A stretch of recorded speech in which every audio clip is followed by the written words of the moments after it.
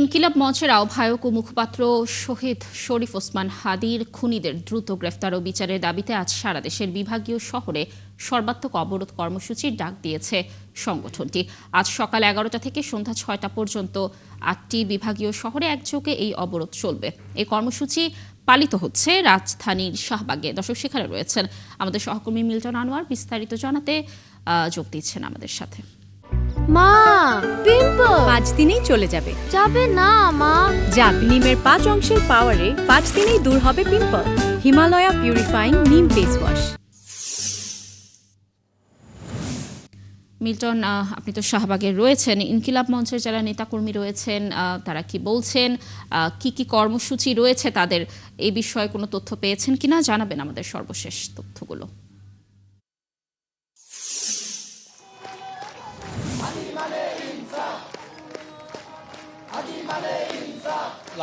লাবণী, এই মুহূর্তে যেটি আছে আসলে ইনকিলাব মঞ্চের পক্ষ থেকে বলা হচ্ছে তারা একটাই জিনিস চান, সেটা হচ্ছে হাদী হত্যার বিচার, দৃষ্টান্তমূলক বিচার, এবং এই বিচারকে যারা বাধাগ্রস্ত করছেন, এই বিচারকে যারা হাদীকে যারা হত্যা করেছেন, যে রাজনীতি বা যারা তাদেরকে দ্রুত তাদের বিচার করা। এবং কিছুক্ষণ আগে ইনকিলাব মঞ্চের সাধারণ সম্পাদক তিনি কথা বলছিলেন, এবং তিনি যেমনটি বলছিলেন যে সরকারের তরফ থেকে যেরকম তাদেরকে যেভাবে আশ্বস্ত করা হয়েছে বিচার দ্রুত করবার, কিন্তু সরকারের কর্মকাণ্ডে সেরকমটি মনে হচ্ছে না, এবং নানা পক্ষ থেকে তাদেরকে এই আন্দোলন অসহযোগিত করা হচ্ছে।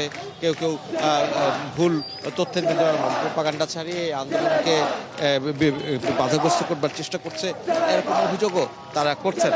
এবং তারা বলছেন যে যদি সরকার তাদের দাবি মেনে না নেয়, হাদী হত্যার বিচার না করে, তাহলে তারা আজকে বিভাগীয় শহর তারা অবরোধ ডেকেছেন, আগামীতে তারা সারা দেশে অবরোধ ডাকবেন এবং সারা দেশে অঞ্চল করে দেবার কথা তারা বলছেন।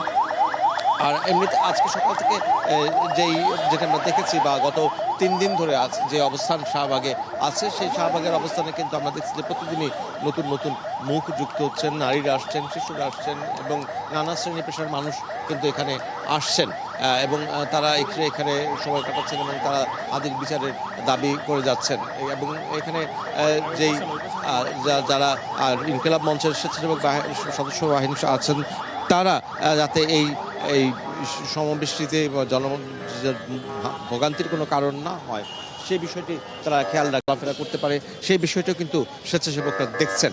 ফলে তারা বলছেন যে এইখানে জনদুর্ভোগ তৈরি হয় এমন কোনো কিছু তারা করছেন না, এবং তাদের একটাই দাবি, সেটি হচ্ছে হাদীর হত্যার বিচার। এবং এখন যেহেতু মাগরিবের আজান পড়ে গিয়েছে, এখন তারা এইখানে এবং আপনি জানেন যে এই জায়গাটিতে তারা এখানেই মাগরিব নামাজ আদায় করছেন প্রতি ওয়াক্তে, এবং এখন মাগরিবের নামাজের যে প্রস্তুতি, সেই প্রস্তুতি চলছে, এবং তারা এখানে এই রাস্তায় শাহবাগেই নামাজ পড়বেন। এর আগে তারা আসরের ওয়াক্তেও বা জোহরের ওয়াক্তেও এখানেই তারা নামাজ আদায় করেছেন।